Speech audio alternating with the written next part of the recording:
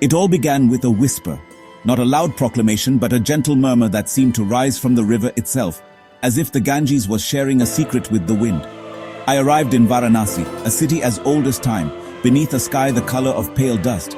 The city stretched before me, ancient and eternal, its ghats worn smooth by centuries of footsteps and prayers. The air was heavy, thick with the scent of incense and sweat, and the city seemed to hold its breath, waiting for relief from the relentless heat. Every movement felt slow, as if the world itself was wilting under the sun's gaze. For days, everyone spoke of one thing: the monsoon. Conversations drifted through the alleys and across the riverbanks, all circling back to the promise of rain. It was the topic on every tongue, the hope in every heart. The anticipation was electric, a longing that united the city. Strangers exchanged knowing glances, their eyes bright with expectation, as if they were all waiting for a long-lost friend to finally return. Then, one afternoon, a cool breeze swept through the narrow lanes, carrying the scent of damp earth. It was as if the city exhaled, the first sign that change was near. The leaves rustled, and the dust began to settle. The sky gathered into bruised clouds, deep purples and grays swirling above, and faces turned upward in hope. The city's pulse quickened, every soul attuned to the drama unfolding overhead. The first drop of rain landed on my hand, cool and startling, followed by a torrent that seemed to fall all at once. The world shifted in that instant, the air alive with the scent of rain and renewal. The city erupted in sound, a million tiny drums on rooftops and the Ganges. The rain was music, a wild symphony that drowned out every other noise, filling the city with its rhythm. Dust washed away, colors emerged, and the city seemed to sigh in relief. The faded walls and saris bloomed with new life, every surface glistening, every color more vivid than before. Children burst into the streets, laughing and dancing in the downpour. Their joy was infectious, their bare feet splashing through puddles, their laughter echoing off the ancient stones. It was a baptism, a city renewed before my eyes. The Ganges itself seemed to shimmer with gratitude, its waters swirling with new energy, as if the river and the people were being reborn together. The monsoon was not just weather, it was a grand arrival that transformed everything. Streets, temples, and hearts alike were washed clean, the city's spirit awakened by the storm. I stood, soaked and smiling, knowing this was the true beginning of my journey. The rain had welcomed me, and in that moment, I felt a part of something ancient and magical. The adventure had begun, and I was ready to follow the magic of the monsoon, letting each drop guide me deeper into the heart of Varanasi and the stories waiting to unfold. The Ganges transformed overnight. In a matter of hours, the river that had seemed so familiar became something wild and new, as if awakened from a long slumber. The air was thick with anticipation, and the sound of distant thunder echoed over the water. Before the rains, she was slow and exposed, her banks wide and sandy. The riverbed lay bare in places, cracked and sunbaked, a reminder of the long dry months. Fishermen walked far out onto the exposed sand, their boats resting on dry land, waiting for the water's return. The monsoon gave her new life, swelling, rushing, untamed. The river surged forward, reclaiming its ancient path, and the landscape shifted in response. The once quiet banks now echoed with the roar of water. Rain from the mountains fed her, and the water rose, swallowing the banks and creeping up the ghats. Temples and steps disappeared beneath the flood, and the city watched as the river's reach extended further each day. The river turned a rich, earthy brown, alive with power. Silt and clay churned in the current, painting the water with the colors of the land itself. Currents grew strong and unpredictable. Standing at the edge, you felt her force. The ground trembled beneath your feet, and the river's energy was almost electric, a living presence impossible to ignore.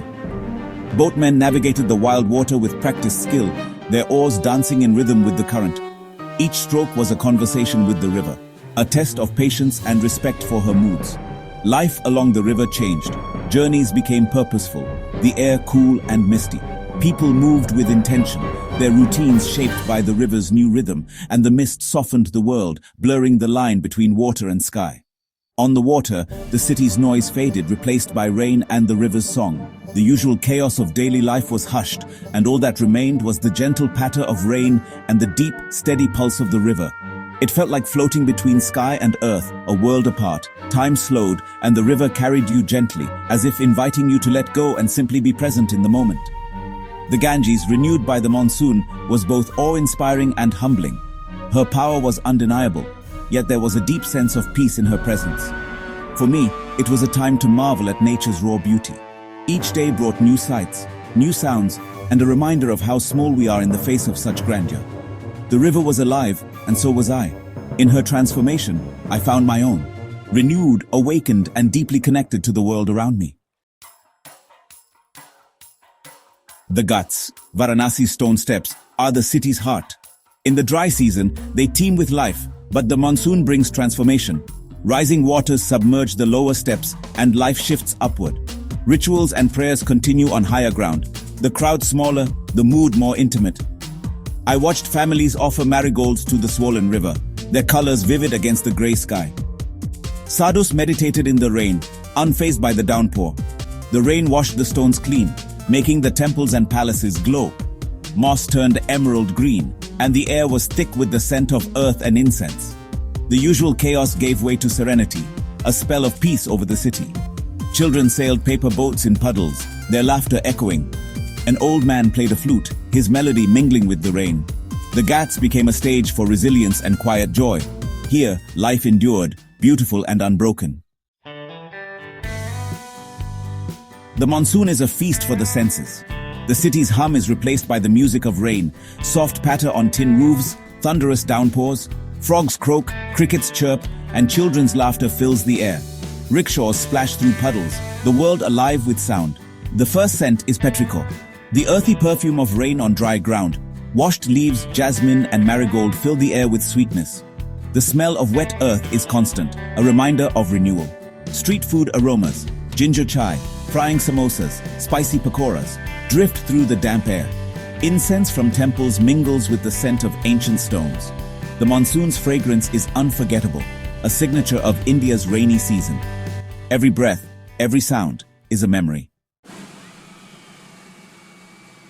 My journey through northern India happened to coincide with Tej, a festival that marks the sacred union of Shiva and Parvati, and also joyfully welcomes the arrival of the monsoon. The air was thick with anticipation, and the land itself seemed to come alive in celebration. Tej is more than just a festival. It's a time when communities gather, hearts open, and the spirit of renewal is everywhere.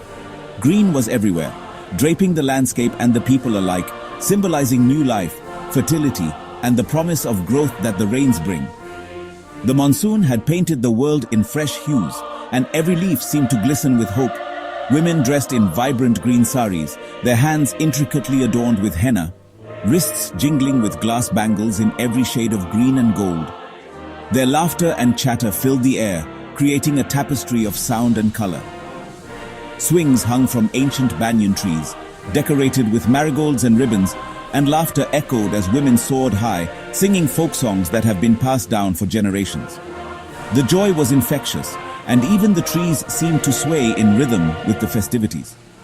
I was welcomed into a local family celebration, where we gathered near an open window, sharing sweets and stories as the monsoon rain drummed gently outside. The aroma of fresh jalebis and samosas mingled with the scent of wet earth, creating a sense of warmth and belonging.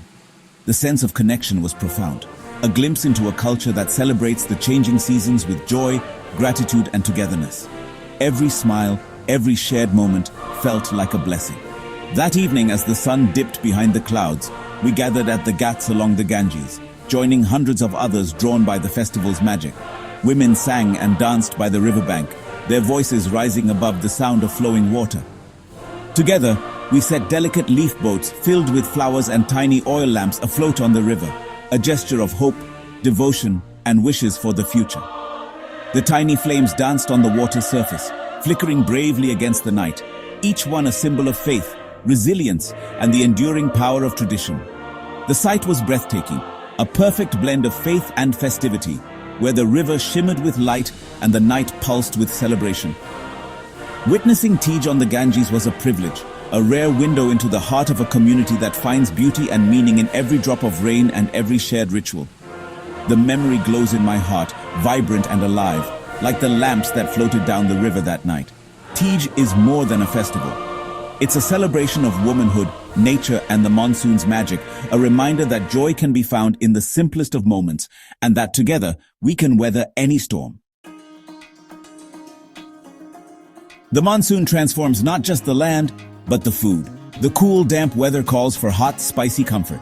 Street vendors fry pakoras, crispy fritters of potato, onion, or spinach, served with tangy chutney.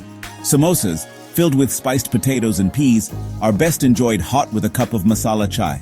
The warmth of chai and the crunch of samosas are the perfect rainy day pairing. I savored these treats daily, huddled under awnings as rain poured down. The season also brings unique vegetables, jackfruit curries and roasted butta, corn rubbed with salt, chili, and lime. The flavors are smoky, spicy, and utterly satisfying. Eating these foods, surrounded by the monsoon sights and sounds, was pure magic. The wet season is a celebration for the senses and the taste buds. Food became a joyful part of my journey. Every journey is shaped by the people you meet.